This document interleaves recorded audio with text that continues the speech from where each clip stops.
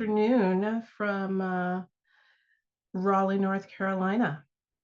My name is Ericka Hines, and on behalf of Black Women Thriving, me and my team, we are here to officially welcome you to the launch of the Black Women Thriving digital platform.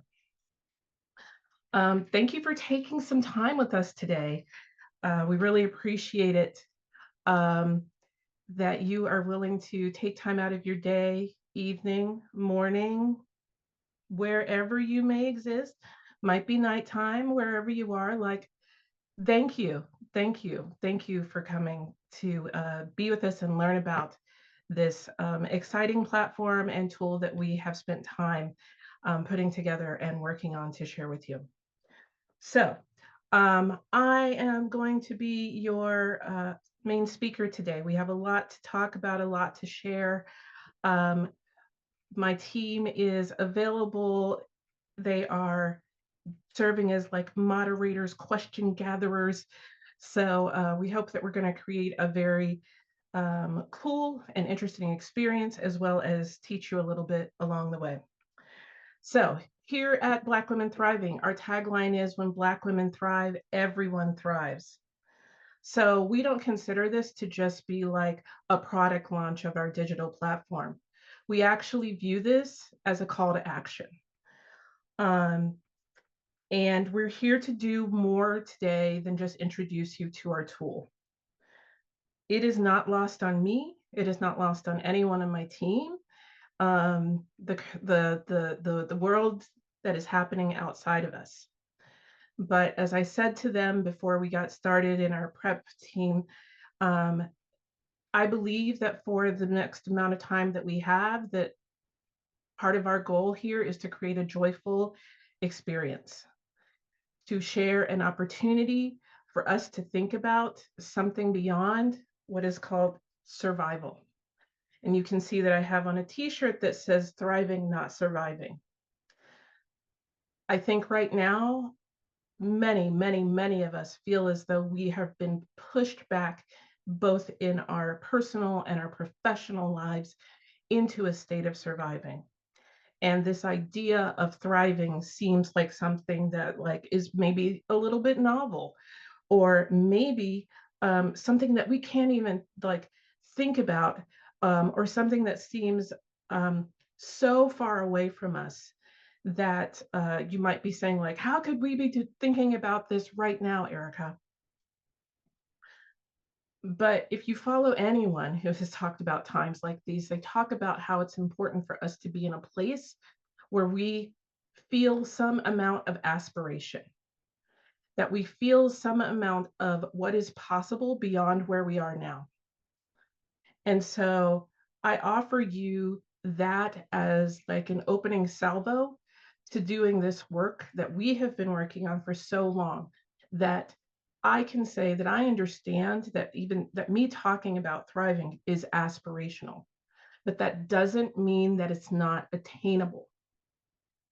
And if somebody wants to put that on LinkedIn or out on the social medias, because I think that that was, as the young people say, a bar drop, feel free. But we are here and we are going to talk about thriving, and we are going to talk about it in the context of the work and the research that I have been doing for the last several years, myself and a team of other folks. So let's get started. Um, I think that this, as we know, the pushback that we are experiencing is real. And I want to tell you that the platform that we have built, which we will be sharing with you a little bit later, I think it's built for this moment. Not only has a lot of like thought and intentionality gone into the platform, but so has a good number of ideas about how we can continue to think about creating inclusive and thriving workplaces while also really focusing on how folks can feel as though they are thriving at work. And we have like an operational definition that we work with when we're talking about thriving.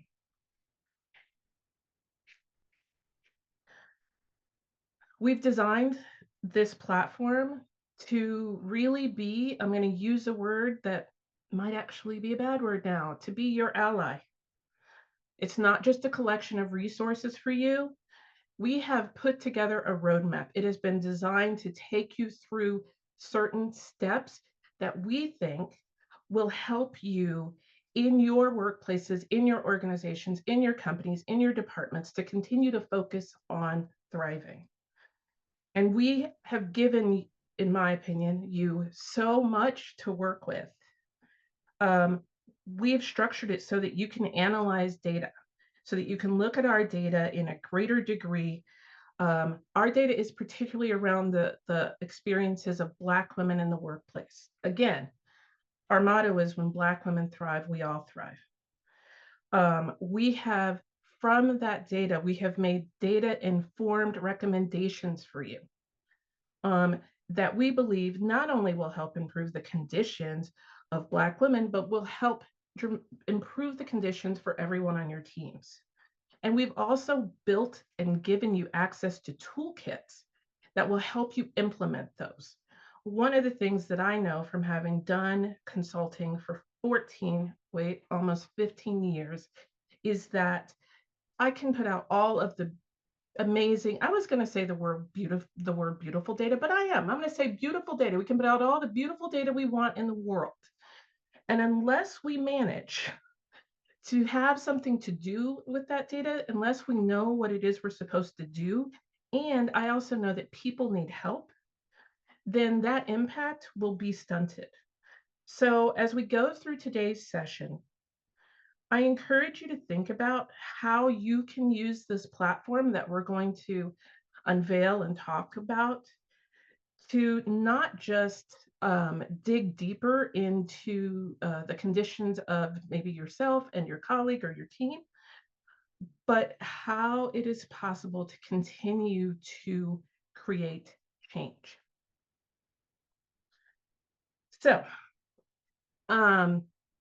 we had we put an overall sort of like not sort of we put an overall sort of title and subject that we wanted to talk about today, and I'm going to spend a little bit of time because as a consultant I have done so many trainings that it's the only way I know how to show up in a space. I'll say like I literally have trained like 10,000 people over the course of my career. So when I show up in spaces like this, I sort of feel like naturally my job is to show up from a place of educating folks. So um, when we were thinking about like what would be a really good topic, I said that I wanted to talk about belonging. And so I want to spend some time. I think that the topic of belonging is not just pertinent to like the current times, but I've actually been sort of witnessing the the idea of belonging changing so much that I believe that it has become a little bit unrecognizable. So I'm here to spend my time trying to reclaim it back. Um, Before I get into that, I want to talk to you about grounding ourselves in what does belonging mean. So, guess what? I also like to have a PowerPoint presentation, you all. It's a quick one, it's a short one, but I got visuals.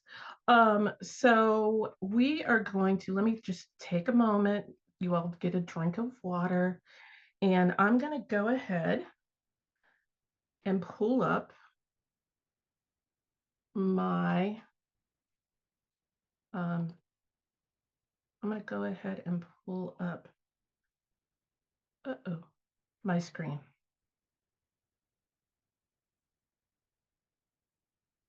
So I'm assuming that you all can see this.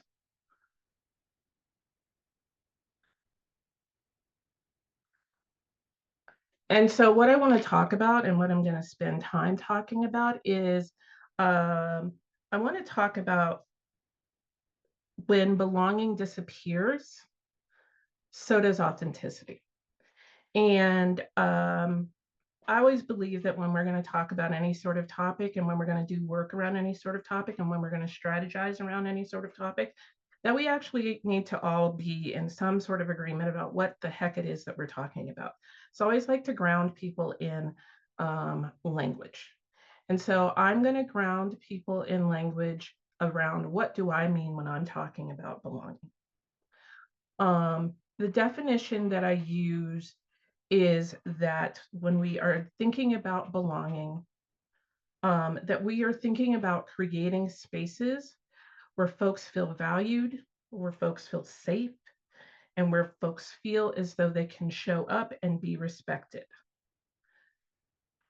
We are also, when we are talking about belonging, we are talking about continuing to have spaces where folks feel comfortable to have this sense of feeling like they're included with some amount of their authentic selves. Okay. And what I know to be true is a couple of things. One, I know that the term authenticity is very overused. And two, I happen to know from my own personal experience as well as research that we published under Black Women Thriving that at least speaking on behalf of 1,400 Black women and gender expansive folks, that we actually don't feel as though we can show up authentically at work. What I think has happened with belonging um, in the last year, and I'm not speaking about the last 10 days, but in the last year to 18 months, is that I think that we have started to think of belonging as something that is closer to assimilation. And assimilation is one of those words that we used to use in the 90s to mean, you know what, come into our workplace, but don't stand out. Okay. Come into our workplace, but don't upset anything. Come into our workplace, but look like everybody else. And that can mean a number of different things, but I will take myself as an example. If I was thinking about assimilation, what I would be thinking about is that I have to show up in the workplace and I perhaps shouldn't have locks, or that I should have these locks pulled back so that I look quote unquote neat, which may or may not have anything to do with my ability to do the job. Okay. And I think that in this sort of pushback against DEI, what folks have begun to use belonging for has been synonymous with assimilation. I think now, I'm not going to use all of our time to say about this, but I mean, I think assimilation would be considered the middle of the road.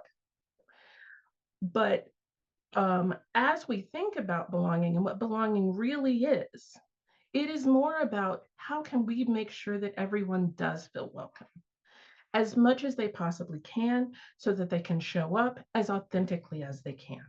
Okay.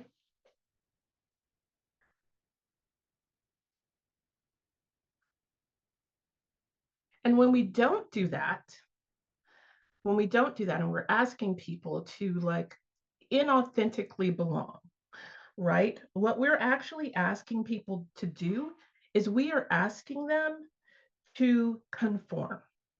We are saying, you know what? There's a term called facades of conformity um, that we will, define for you uh, in the platform.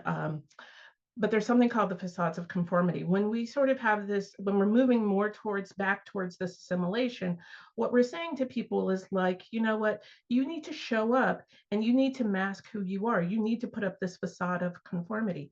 And I will tell you, and I will speak only for myself, right? Because that's really who I can, well, I can also speak for the data.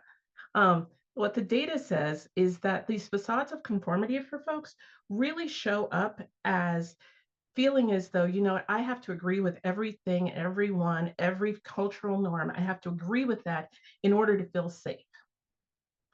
And if I don't feel safe, if I don't do that, if I don't conform, the consequences are that um, I won't be safe in the workplace. And I know that you all have probably sat in a number of like um, trainings where you've talked about psychological safety. But I actually want to take it a step further and I want to say here's the impact of not feeling psychologically safe. Disengagement, employee disengagement, employee burnout, psychological burnout. Um, and for those of us who are on the productivity tip, stifled innovation and creativity. All right.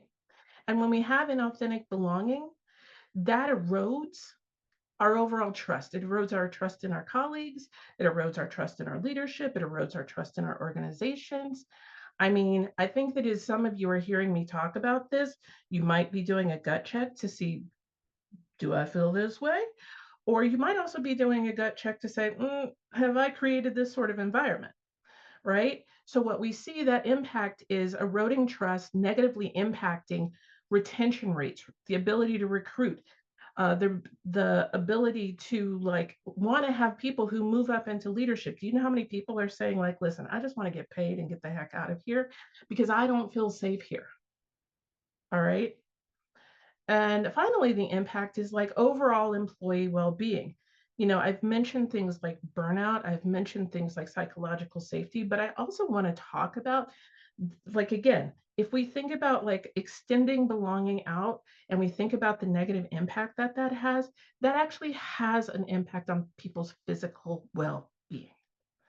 And I mean, while I know AI is having tremendous strides, I still think that humans are needed to show up at work. So, maybe we should, recommit.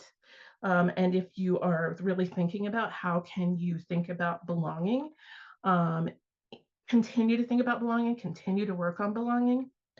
Um, uh, I hope that this is providing some help to you. One of the things that there are lots of things that I think are impacting belonging, and I've mentioned a few, but I want to mention some that I don't think that people automatically think about in terms of belonging, in terms of people feeling as though they can show up authentically. Um, the return to office mandates. There's any number of pros and there's any number of cons about why this should be happening. But what I want to talk about is that in terms of belonging, um, there has been data and studies that have been put out where, again, speaking on behalf of Black women, and in terms of Black colleagues, like they're off the charts in terms of saying that they do not want to return to the traditional office settings. And most of the times they have said because they don't want to be in settings that intensify their pressure to assimilate and ups their chances of experiencing like a negative environment. Okay. Another trend that I think that challenges belonging, one that we don't talk about really enough, in my opinion, is this idea of the cookie cutter approach to well-being. Just for fun, I like to see what like the industry is, like how much money is being spent on the well-being industry. And I'd like to tell you that in 2024, um, $16 billion has been spent on corporate well-being initiatives. $16 billion. And, you know, I like to go around and like search and read like, oh, how are folks approaching well-being? Because I think that thriving is not only a retention issue, I think it's not only an organizational culture issue, I think it's also a well-being issue. And so I think that these cookie cutter approaches to well-being that is creating this larger and larger industry, most of the time don't take into account nuance. They don't take into account the nuanced well-being needs of the folks that they're actually serving. And I think that, that if this is growing, they kind of need to start doing that. And I'll give you an example. In terms of belonging and thinking about the impact of belonging and tracing that to burnout, um, I think that the well-being industry needs to do a better job of actually thinking about how they're going to address and provide well-being programs when burnout has occurred because of, I'm going to use the word racialized incidents that have occurred in the office. And the last piece that I want to talk about as a trend that's challenging belonging is transparency. I think transparency has always been in my work with leaders, it has always been an issue that sort of like leaders wrestle with. How much do we tell? How much do we let people know behind the curtain? How do we do this? What is important? What can we actually legally not talk about? Um, and what I have often found and what I've often coached leaders on is like, listen, I think that there are more opportunities to be transparent than there are not. And I think people, your colleagues and your teams understand that there are things that they can't know. But in terms of feeling as though they belong and feeling as though um, what is happening to them, having some understanding of the factors that are impacting them, that only has the purpose of helping to increase trust. And without it, I think we're seeing this, my opinion, without it, you have chaos and distrust that becomes cemented in place. And that can be true in your friendships. It can also be true in your teams. It can be true in your organizations.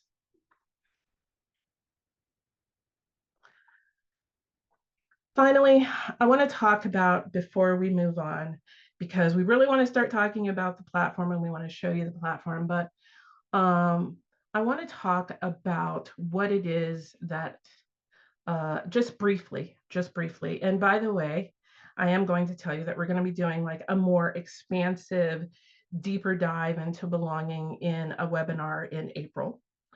Um, I want to give you just a little bit of insight into the way of thinking about how can we create belonging that actually centers authenticity and that I think will help yield a better workplace for people who look like me. And one, I think that it is going back to psychological safety. Psychological safety, I understand, actually extended, was a topic of discussion prior to 2020. Okay. The need for psychological safety in organizations and in teams has been something that emotional intelligence folks have been talking about for years. And it is even more important when we are trying to create spaces where folks feel like they can belong and they can show up authentically. I think we need to understand that a lot of what is happening, and I think we're seeing it, but I think we actually really need to take it in, that we need to challenge the chill of trying to of we need to challenge the chill of the pushback that we have on authenticity, the chill that is tone policing, the chill that is telling people that they have to conform. We have to think about and I'm asking us. I have a tote bag that says I create brave spaces, not safe spaces. And I know right now, like I'm acknowledging that there is a lot of pushing against that brave space. But I'm also putting myself out there to say, like, I think we do have to be brave. And I think that if it is in you to be brave, that you need to think of that bravery as a way to address the chilling effect of what is happening out in the world. And I think that we need to double down into our transparency. I will be transparent with you in saying that putting together this platform, it has taken a long time for us to do that. And I would be lying if I said that I would like better circumstances in which to be putting this out there. But I've had numerous conversations with people where they've said, I don't know, is this the ideal time to launch a digital platform about thriving that centers Black women? And I could easily say the answer is no, but I also can easily say that the answer is yes. Okay, the answer is yes. And I say that with my full chest, 10 toes down, not from a place of trying to be a Black woman superwoman, because I don't believe in that, but I say it because I think that we need to continue to move forward, and we need to go ahead and aspire to something beyond, as I've said before, the survival hamster wheel that we are on. Okay. So, with that, that is my mini lecture on belonging. I hope that it was helpful. I hope you all took some notes. Um, I hope that it gave you a little bit of insight into the ways that we think about thriving and belonging, and how we can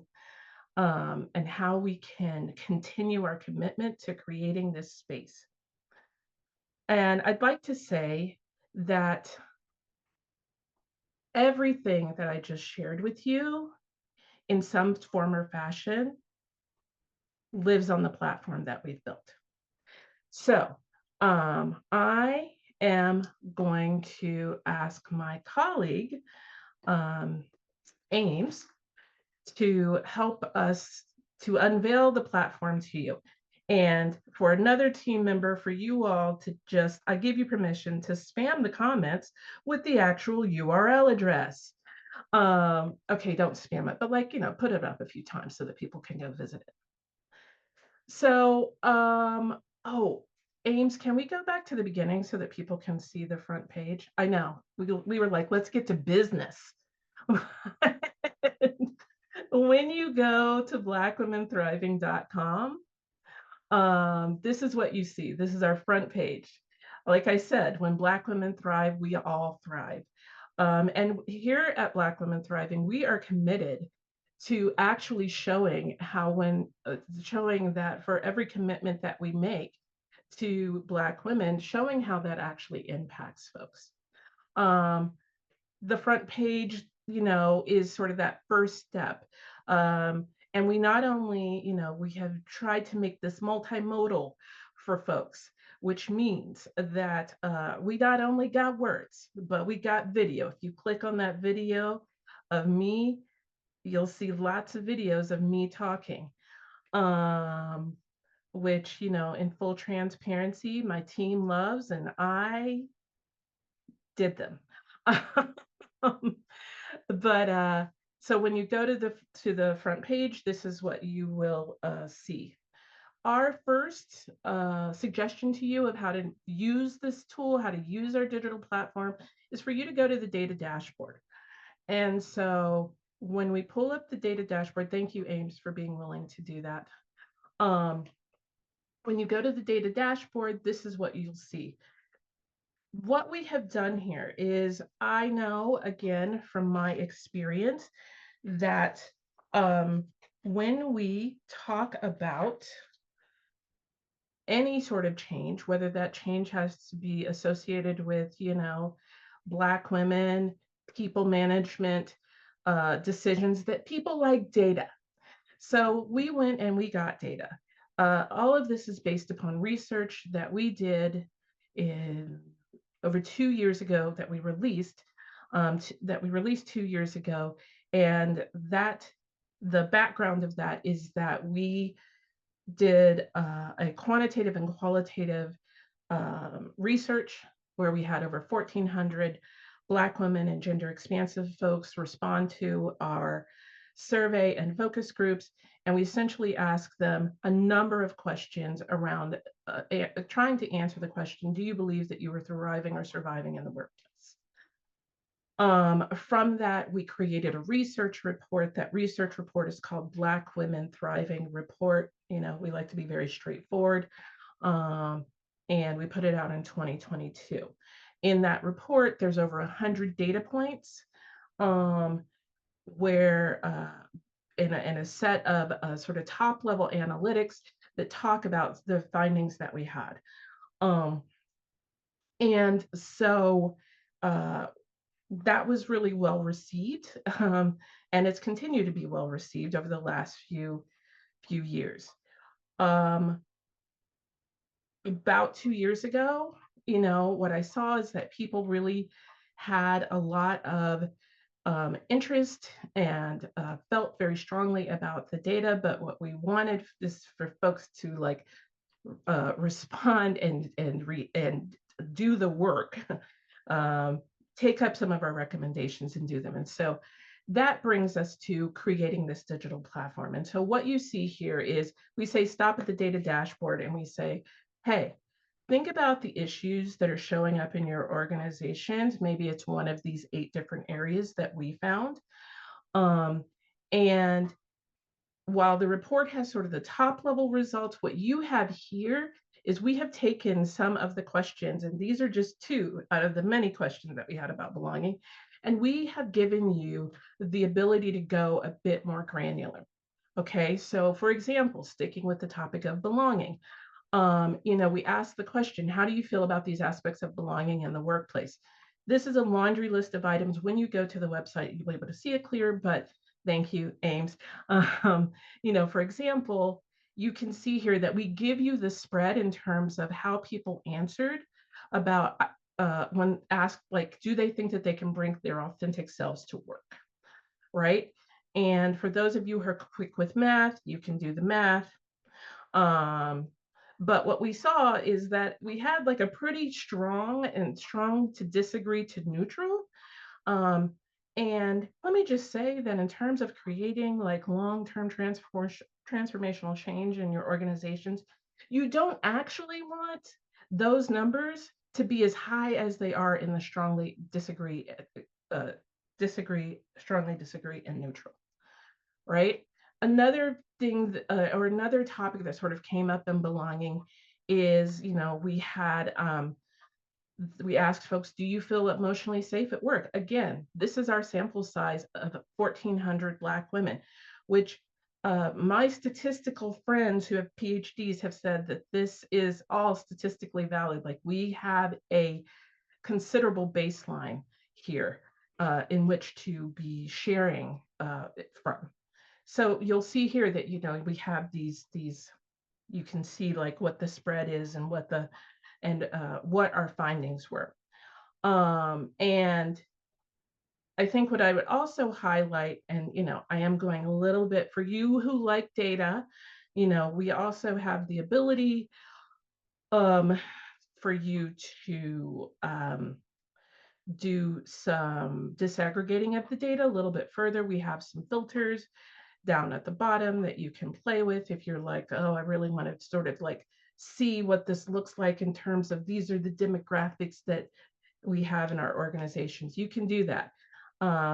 So, we encourage you, go, enjoy, get into the data part of this that makes you all very happy. And like I said, we have this for belonging, but we have it for the other 8 different areas, the other 8 different conditions that we saw that really jumped out at us in terms of being conditions that would need to improve for Black women and their colleagues to thrive. So after you stop and you spend a lot of time with the data, you get all excited about that, then we encourage you to go to recommendations that we've made. We took the opportunity to not only look at our data and to share it with folks and say, like, listen, this is what this data is saying. We said, okay, what should you do about it? And so we wrote a set of recommendations. And those recommendations are actually really targeted towards organizations. My background is really in helping organizations create more, create better workplaces.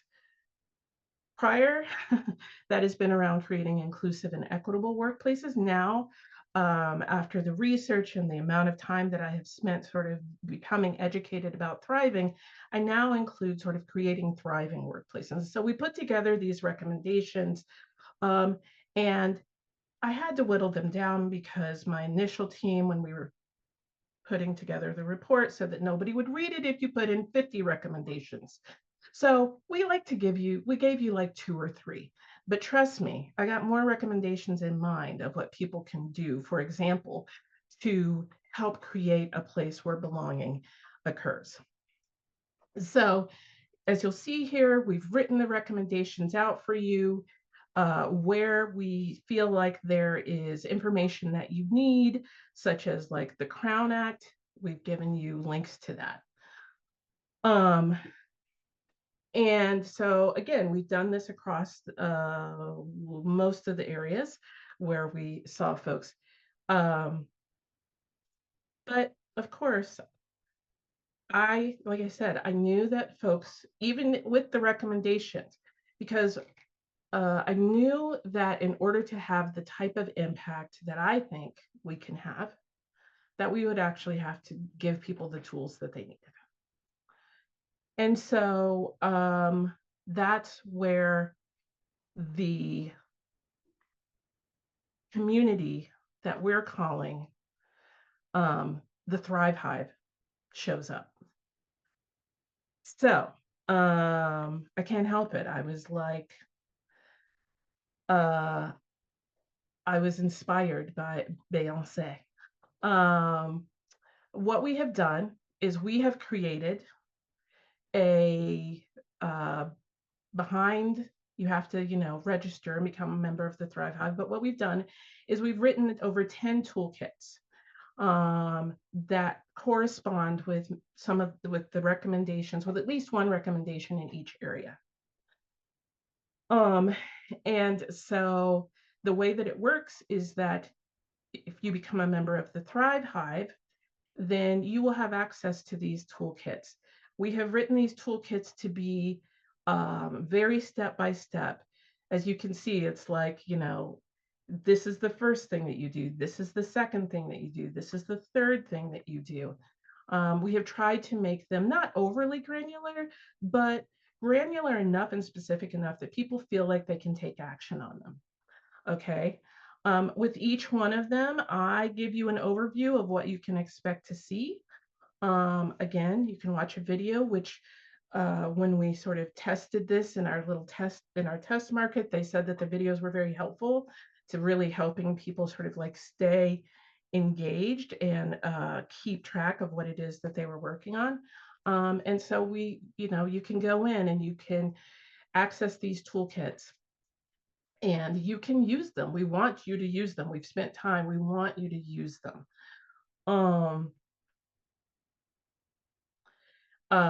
For example, again, we're staying with belonging. I wrote an entire toolkit that's like, here's how you can begin to, as a people leader, investigate your biases around authenticity. And, we're not going to go into all of that, but at least now, because frankly, like go to the website, it's all there for you. But we, talk about part one, it talks about adjusting what this means. What does it mean when people feel like they can't show up authentically? And that's a little bit to what I talked about. Like people feel as though they have to adjust their communication style and emotional suppression, et cetera, et cetera, et cetera. So we encourage you, and Ames, you don't have to go through every single one if you don't want to. We encourage you to go through and join us in becoming a member of the Thrive Hive. Now, you might be asking yourself, what's the price of all of this, Ericka? This is a wealth of information. We believe it's a wealth of information. We believe that we have really produced something that we think will be helpful. And everything that I have talked to you about up until this point, we have made available for free. Okay. The data dashboard, the recommendations, and the 10 toolkits, we've made those available for free. Because what I am really driven to, one of the things that I'm very much driven for is impact. But what I also know is that even with these toolkits, there are folks, and we heard from folks when we tested this and we tested the platform, who said, this is great. It really gave me good ideas, but I want more. I want, Ericka, I want to learn from you. I want to, we want to have trainings where we hear you really getting into the details and really coaching us through like how we can do this. We want to maybe be in community with each other so that we can like share how we're using these tools, what we're running up against, and maybe we can have some peer-to-peer learning.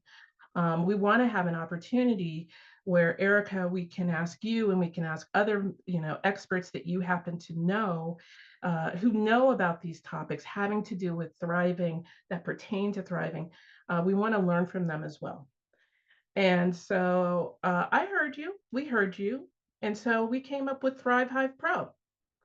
Um, and so what you can do is, if you are interested and this speaks to you, we have a membership per person that is $99, where you get access to everything that I just talked about, and you're going to get access to like even deeper learning, even more opportunities to really ground yourself in this work of how do we create conditions where our colleagues and our team members and our organizations feel like they can thrive.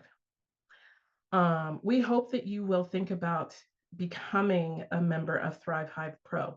But if you need to test it out because you're like, oh, we don't really quite know yet, we have a third option, which is we do know that we are doing webinars we're doing six webinars over the course of the year. I'll be doing one in March, and we have an events page that you'll get access to afterwards. But we have six that we're planning for the course of the year. If you're like, I really would like to like see how this works, or I really want to go and just be a part of the webinars, we have an option for that too. So we have identified, like, at least in terms of this work and in terms of how we can support you, not just by providing this digital platform, but if you're like, we really want more support or we really want more opportunity to be in communication or in community or learning together, we've tried to help you by offering this. And if there is more that you want or you see, if you're like, we really want this to, we're thinking about this maybe in 6 months about how maybe this could come inside of our organization, or like how parts of this we could share with our team members, let us know, contact us. We're definitely here. I'm definitely here to support you. I have often, over the course of the last several months, when things have become very difficult, thought like, I just really want to talk about thriving at work. And I actually have said those words to myself, because that's how much and how deeply I have really dedicated my own learning to this topic. And it is actually a topic. It is a topic that academics have written a lot about. There are a lot of ideas on how you can actually bring this inside of organizations. And I feel like this platform and this company and myself and my team, we are uniquely situated to help you do that. So, with that, Ames, I'm going to say that you can stop sharing. I am going to say to folks, I have talked a lot for 40 some minutes, and we are going to spend the remaining time that we have answering some questions if there are questions that people have. So I'm willing to open this up to questions, and then I have some closing thoughts. For those of you who have stayed, thank you so much. We love that you're here. To my team, I'm going to ask, are there any questions that I need to answer? And I'm going to take a sip of water.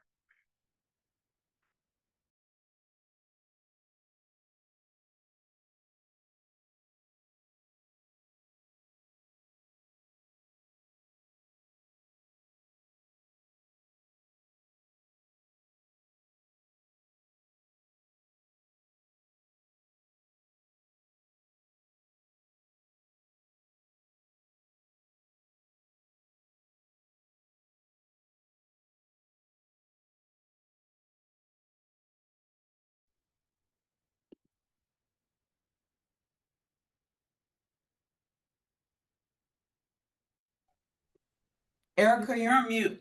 You're on mute, Ericka. Unmute, Ericka.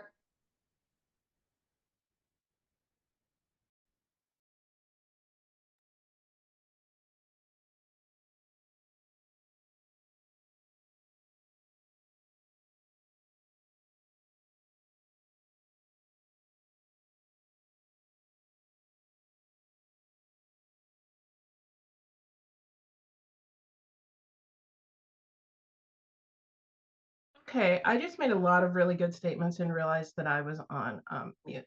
So I apologize. What I said was, Anika, I see your hand. I'm going to let you ask your question. And then I see some questions, but outside of context, I'm not quite going to understand them. So I'm going to try and answer some of the questions that are coming up. Um, what I am going to ask is, Tanika, for you to actually say the questions to me rather than me toggling over here to the chat. So Nika and then Tanika, I'm going to ask you to ask me some of the questions. Go ahead. You're on the radio show now.